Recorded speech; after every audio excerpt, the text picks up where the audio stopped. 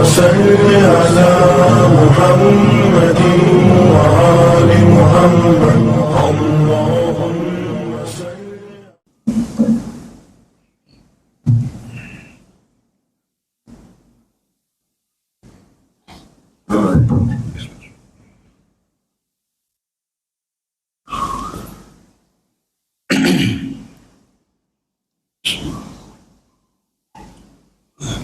الحمد لله رب العالمين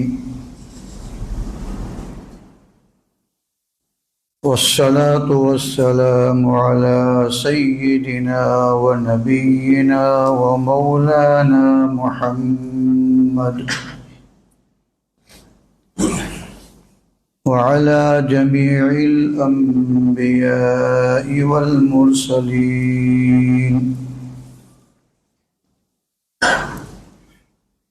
وعلى آلهم وأصحابهم أجمعين.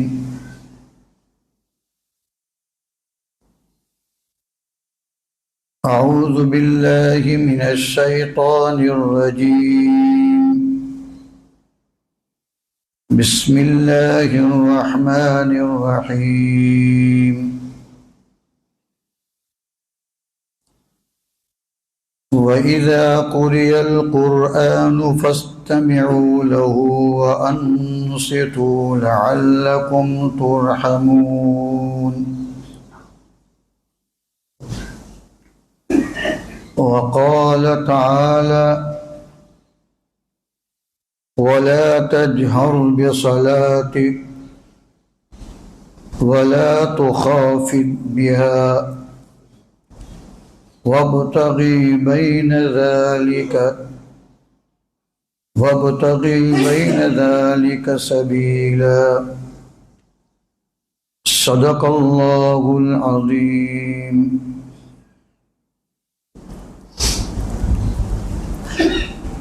دوستو بزرگوں، یہ عشر ذی الحجہ چل رہا ہے. یہ دن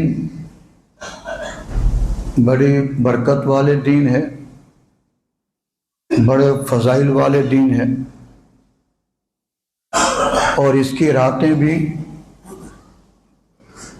بڑی فضیلت والی ہیں. رمضان مبارک میں ایک رات آتی ہے لیلۃ القدر، شب قدر، مگر اس کو ڈھونڈنی پڑتی ہے. 7 راتوں میں ڈھونڈو، مل جاوے تو فبیہا.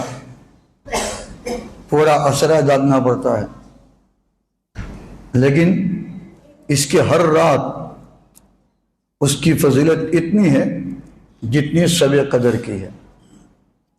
معلوم ہی ہے ان 9 راتوں میں سے یا 10 راتوں میں سے کسی ایک رات میں بھی آپ جاگ لیں گے، اللہ کی عبادت کر لیں گے، تو شب قدر میں جب عبادت کرنے کا جو ثواب ہے وہ یہاں مل جائے گا. اور اس قسم کی باتیں ہمارے علماء کرام آتے ہیں، سناتے ہیں، شاید سن بھی لیا ہوگا، اس لیے مجھے یہ باتیں بیان نہیں کرنی. میں ایک دوسری بات لے کر حاضر ہوا ہوں، اور وہ یہ ہے کہ ہماری یہاں مساجد میں بڑی دادا گیری کے ساتھ ایک گناہ ہوتا ہے، لیکن وہ بات میں بیان کروں گا. پہلے اللہ تبارک و تعالی ہمیں کیا کہتے ہیں وہ بیان کر دوں. پہلی آیت میں نے پڑھی وَإِذَا قُرِئَ الْقُرْآنُ فَاسْتَمِعُوا لَهُ وَأَنصِتُوا. جب قرآن پڑھا جائے فَاسْتَمِعُوا لَهُ، اس کی طرف کان لگا کر سنو. ایک تو ہے فَاسْمَعُوا اور دوسرا ہے فَاسْتَمِعُوا. دونوں کے کلمات ایک ہے، فرق صرف اتنا ہے کہ ایک میں تا بھی موجود ہے، فَاسْمَعُوا میں تا نہیں ہے، فَاسْتَمِعُوا میں تا بھی ہے. اس کی وجہ سے دونوں کے معنی کے اندر فرق ہے. فَاسْمَعُوا سنو، فَاسْتَمِعُوا، کان لگا کر سنو، دھیان سے سنو. تو جب قرآن پڑھا جائے تو اس کو کیا کرو؟ دھیان سے سنو. وَأَنصِتُوا، اور خاموش رہو. لہذا جب قرآن پڑھا جاتا ہو تو اس کا دھیان سے سننا بھی واجب ہے، اور اس وقت میں خاموش رہنا بھی واجب ہے. لہذا اگر کوئی سنتا نہیں ہے، واجب کو چھوڑنے کا گناہ کر رہا ہے. کوئی خاموش نہیں رہتا ہے، بک بک کرتا ہے، چاہے دین کی بات کرے چاہے دنیا کی بات کرے، وہ بھی واجب کو چھوڑ رہا ہے. قرآن کی تلاوت ہوتی ہو اس وقت دین کی بات کرنا بھی جائز نہیں ہے. جب قرآن پڑھا جاتا ہو، برابر سن لیں میری بات، جب قرآن پڑھا جاتا ہو اس وقت آپ کو یہ بھی اجازت نہیں کہ آپ دین کی بات کریں، کیونکہ حکم کیا ہے؟ فَاسْتَمِعُوا وَأَنصِتُوا، سنو اور خاموش رہو.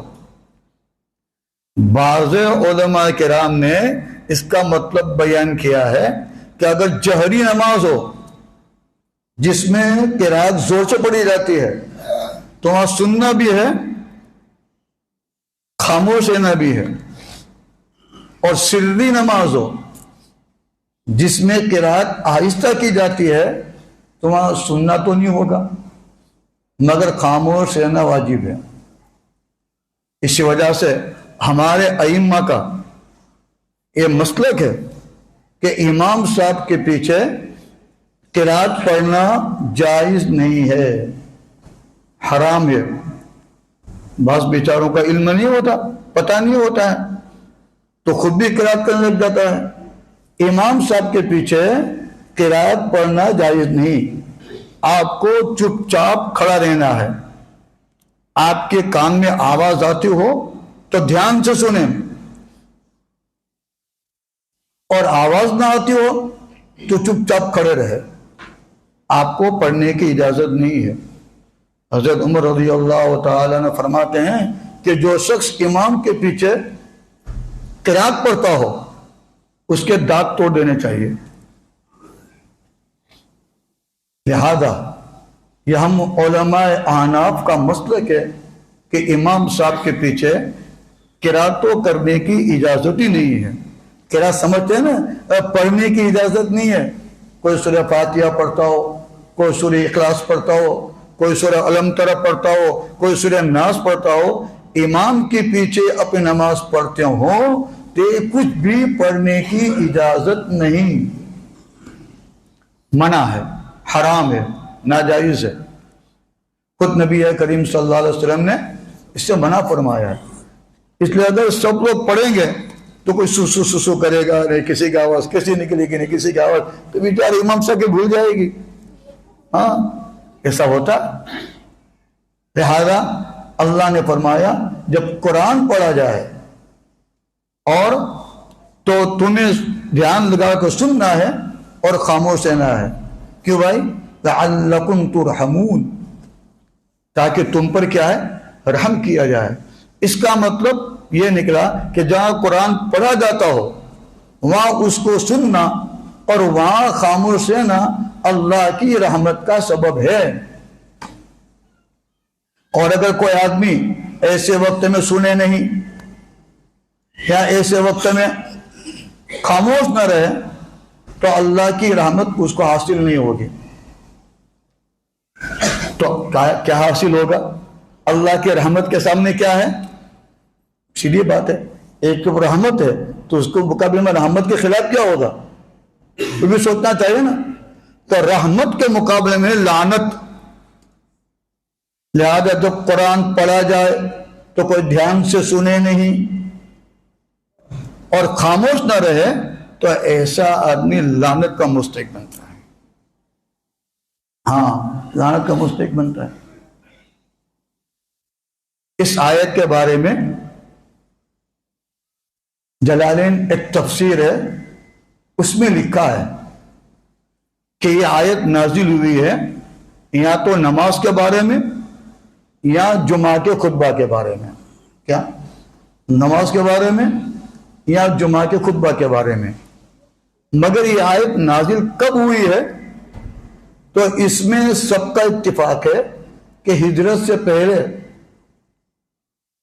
نبی کریم صلی اللہ تعالی علیہ وسلم جب مکہ میں تھے، ہجرت کر کے مدینہ نہیں پہنچے تھے، اس وقت آیت نازل ہوئی. تو اس وقت کے بارے میں یہ بھی ایک اتفاق ہے کہ اس وقت نمازیں آ چکی تھی، نمازیں فرض ہو چکی تھی. البتہ جمعہ فرض نہیں ہوا تھا. جمعہ فرض ہوا مدینہ جا کر، اور آیت نازل کہاں ہوئی؟ مکہ کے اندر. اس کا مطلب یہ ہوا یہ جمعہ کے بارے میں نہیں ہے، نمازوں کے بارے میں ہے. کیا ہے؟ ہاں، معلوم یہ ہوا کہ نماز میں جب قرآن پڑھا جائے تو سنو دھیان لگا کر اور خاموش رہو، اللہ تبارک و تعالیٰ کی رحمت ہم کو حاصل ہوگی. اب امام صاحب قرات کرتے ہیں تو ہر آدمی سوچ لے ہم کہاں ہوتے ہیں. آیا امام صاحب کے قرات میں ہوتے ہیں یا کہیں ادھر ادھر گھومتے ہیں؟ کوئی دکان پر گھومتا ہوتا ہے، کوئی بازار میں گھومتا ہوتا ہے، کوئی بیچارہ بہار کا ہے تو بہار گھومتا ہوتا ہے، کوئی بنگال کا ہوتا ہے بنگال گھومتا ہوتا ہے. نماز کے بعد پوچھو امام صاحب نے کیا پڑھا تھا، تو علم ترا بھی پڑھی ہوگی، لا الہ بھی پڑھی ہوگی، مگر معلوم نہیں ہوگا کہ امام نے کیا پڑھا. نماز پڑھ رہے ہیں اور ساتھ میں واجب چھوڑ رہے ہیں. ہاں، امام کی قرات سننا چاہیے ہم کو. یہ تو گناہ ہم کرتے ہی ہیں واجب کو چھوڑ کر. اس کو مجھے بیان کرنا بھی نہیں ہے. ایک دوسری بات بیان کرنا ہے کہ آج کل نمازوں کے واسطے جو مائک اور اسپیکر رکھے جاتے ہیں وہ اتنے بلند آواز کے ہوتے ہیں، اتنے اونچی آواز کے ہوتے ہیں کہ مسجد کے اندر آواز ہونے کے ساتھ ساتھ مسجد کے باہر بھی آواز نکلتی ہے. مسجد کے باہر بھی آواز جاتی ہے. ادھر پیشاب خانے میں جاتی ہے، ادھر وضو خانے میں جاتی ہے، کبھی روڈ پر جاتی ہے. ہمارے پاس مسجد راندیر میں ایسی ہے کہ اس کا آواز کہاں جاتا ہے؟ روڈ پر. اور وہاں دکانیں ہیں، ہوٹلیں ہیں، لوگ وہاں کھڑے کھڑے کوئی کھا رہا ہے، کوئی پی رہا ہے، کوئی کیا کر رہا ہے، اور قرآن کی آواز مسجد سے باہر جا رہی ہے. اور میں نے آیت پڑھی نا، وَإِذَا قُرِئَ الْقُرْآنُ، جب قرآن پڑھا جائے تو فَاسْتَمِعُوا لَهُ، سنو، اس کا سننا واجب ہے. وَأَنصِتُوا، خاموش رہو، خاموش رہنا واجب ہے. تو جہاں جہاں آواز جاتی ہو ان لوگوں کو سننا بھی واجب ہے اور ان لوگوں کو خاموش رہنا بھی واجب ہے. تو آپ نے کہیں دیکھا ہے کہ مسجد کے باہر آواز نکلتی ہو اور جب باہر لوگ کھڑے ہیں وہ اس قرآن کو سنتے ہو اور اس وقت خاموش رہتے ہو؟ آپ نے دیکھا ہے کہیں؟ آپ کو دور جانے کی ضرورت نہیں ہے، اپنے مسجد علی پاس میں ہی ہے. اس کی آواز پوری باہر دو پر آتی ہے. ایک مرتبہ میں مانگرو گیا تھا، شاید واپس آ رہا تھا، اور مغرب کے وقت وہاں سے نکلا میں رکشہ میں، تو پوری روڈ، پوری سڑک گونج رہی ہے مغرب کی نماز میں. تب مجھے خیال آیا کہ یہ بات مجھے کبھی کہنا پڑے گی. اور خالی اس مسجد کا حل نہیں ہے، اب تو ایکو مائک لگاتے ہیں، دھن دھنا والا، جو گیتوں کے لیے ہے، جو گیتوں کے لیے ہے، رنڈیوں کے لیے ہے، ناچنے گانے والوں کے لیے ہے. ایسے مائک مسجد میں لگاتے ہیں اور قرات پڑھتے تو کیا ہوتا ہے؟ دھن دھنا ہی ہوتا ہے. یہ قرآن پڑھنا نہیں ہے، قرآن کا مذاق اڑانا ہے. اب جو لوگ مسجد کے باہر کھڑے کھانا کھا رہے ہیں، لاریوں پر باتیں کر رہے ہیں، شور شرابہ کر رہے ہیں، گالیاں بھی کر دے رہے ہیں، سب کچھ کر رہے ہیں، وہ لوگ نہ سنتے ہیں وہ لوگ نہ خاموش ہے تو کیا وہ گنہگار ہوں گے؟ نہیں، بازار تو ہی شور شرابے کے واسطے، بازار تو ہے ہی شور شرابے کے واسطے، وہ تو کرتے ہی وہی۔ اسی وجہ سے نبی کریم صلی اللہ علیہ وسلم نے کہا کہ زمین کی خطوں میں سے سب سے بڑا خطہ بازار ہے۔ بھائی کیوں؟ وہاں تو ایسی چیز ہوتی ہے، اس لیے اگر وہ لوگ نہیں سنتے ہیں، وہ لوگ خاموش نہیں ہوتے ہیں، تو گناہ ان پر نہیں ہوگا، بلکہ واجب چھوڑنے کا گناہ ان لوگوں پر ہوگا جنہوں نے مسجدوں کے اندر مائکوں کو تیز رکھا ہے۔ متولی گنہگار ہے، امام صاحب گنہگار ہے، وہاں کے مصلی گنہگار ہے، ایک گنہگار ہوتے ہیں، وہ تو بیچارے شور مچائیں گے۔ آپ کی مسجد کی آواز وہاں تک کیسے پہنچی؟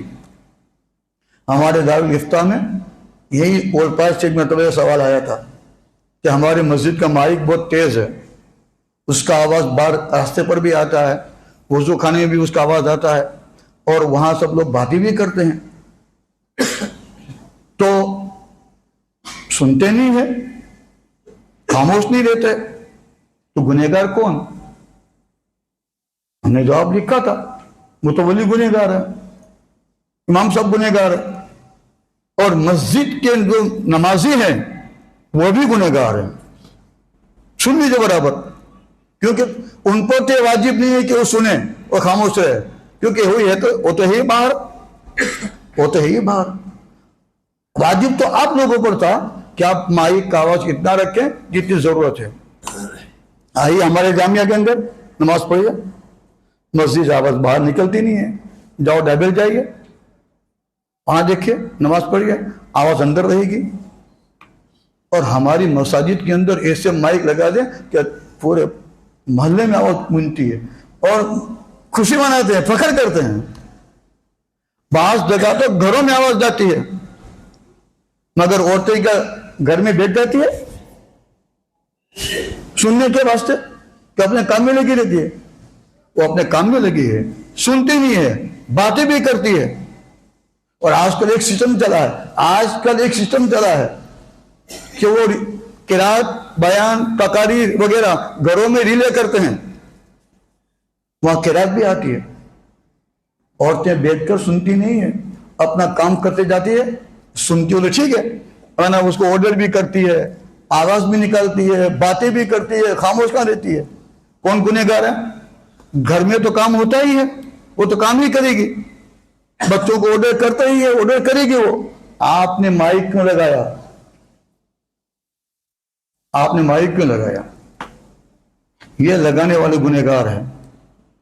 لہذا اللہ تبارک و تعالیٰ نے اس بارے میں بھی ہماری رہنمائی کی ہے۔ اللہ نے کہا قرآن میں وَلَا تَجْهَرْ بِصَلَاتِكَ وَلَا تُخَافِتْ بِهَا وَابْتَغِ بَيْنَ ذَلِكَ سَبِيلًا۔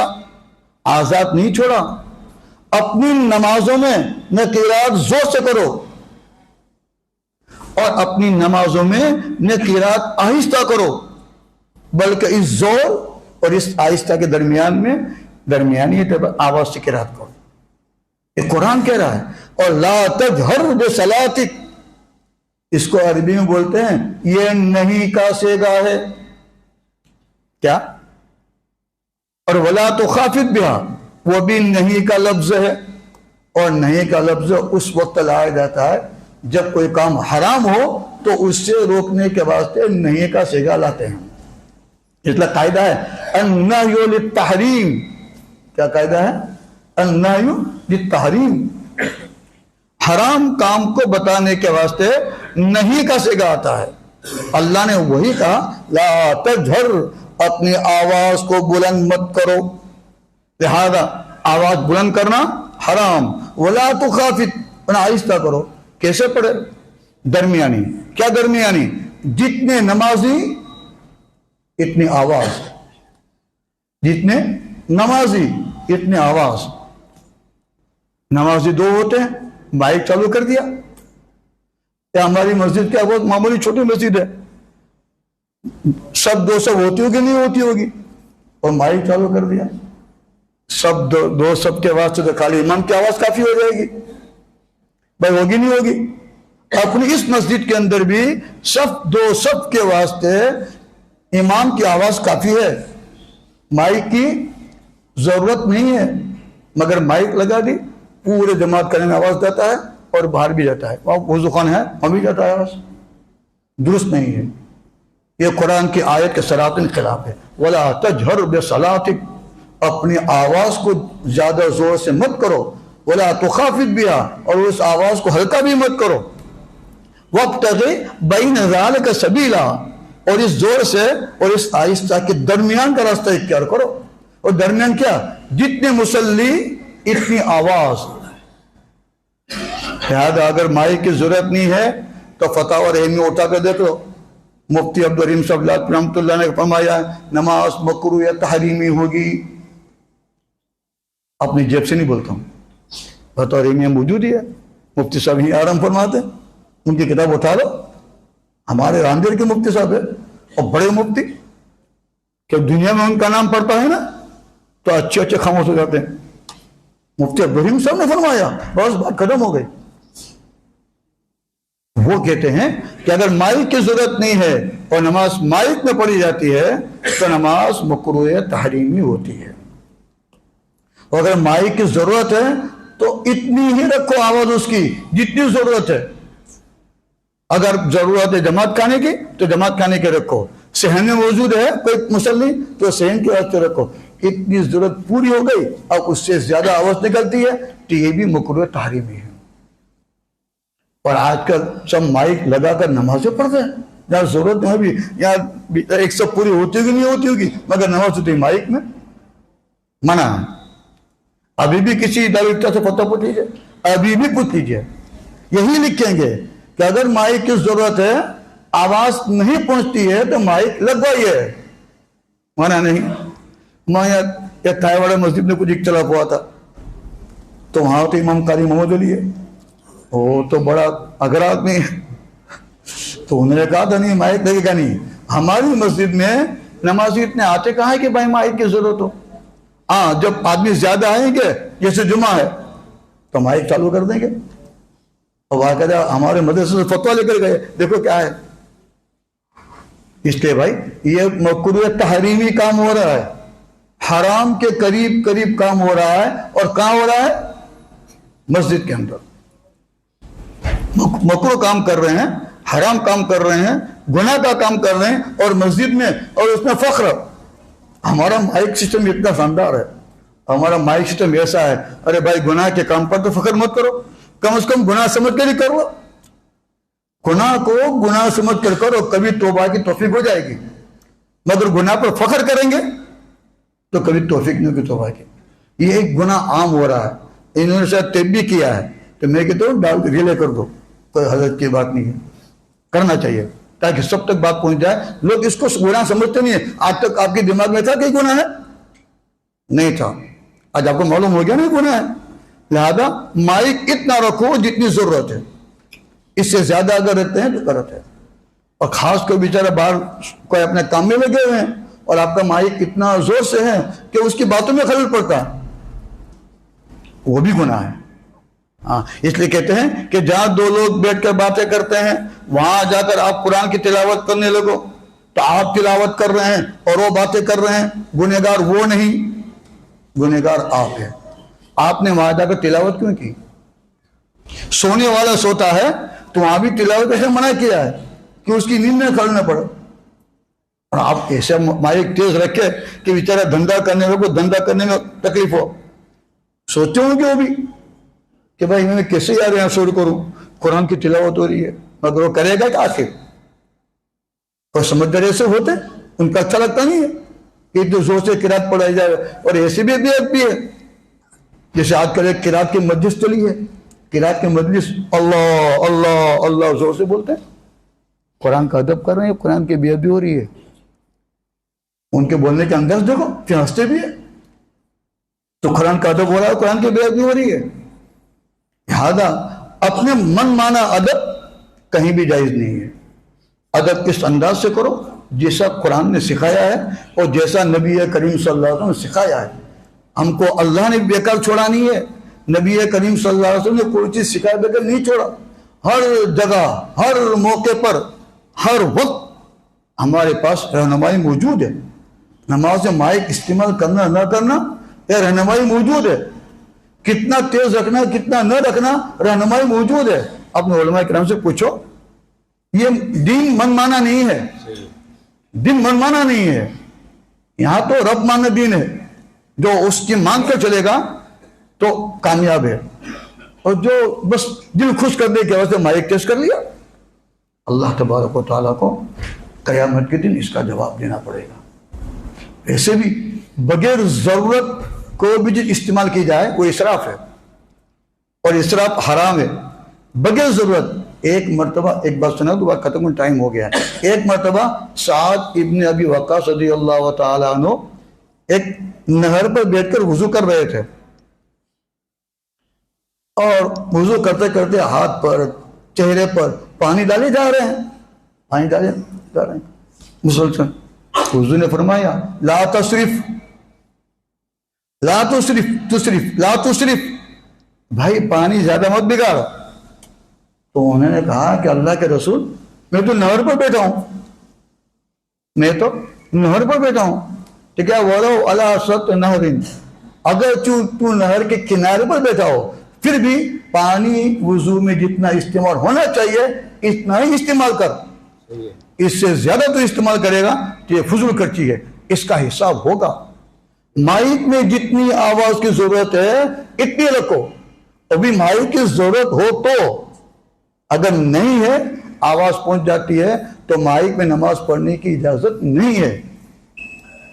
اللہ تبارک و تعالیٰ ان باتوں کو ہمیں سمجھنے کی توفیق عطا فرمائے اور ہمت بھی عطا فرمائے. بعض لوگوں میں ہمت نہیں ہوتی. کس کا ڈر بھائی؟ اللہ سے ڈرتے نہیں، مخلوق سے ڈرتے ہو. اللہ سے ڈرو، اس کا خوف رکھو. لہذا اگر ہماری مسجد میں گڑبڑی ہے تو ہم کو اصلاح کر لینی چاہیے، اور مساجد میں ہے تو بات پہنچا دو کہ جتنی ضرورت ہے اتنا مائک رکھو. دوسروں کو گنہگار مت بناؤ اور خود بھی گنہگار نہ بنے. اللہ تبارک و تعالیٰ سمجھنے کی توفیق عطا فرمائے اور عمل کی توفیق عطا فرمائے. وآخر دعوانا الحمدللہ رب العالمین.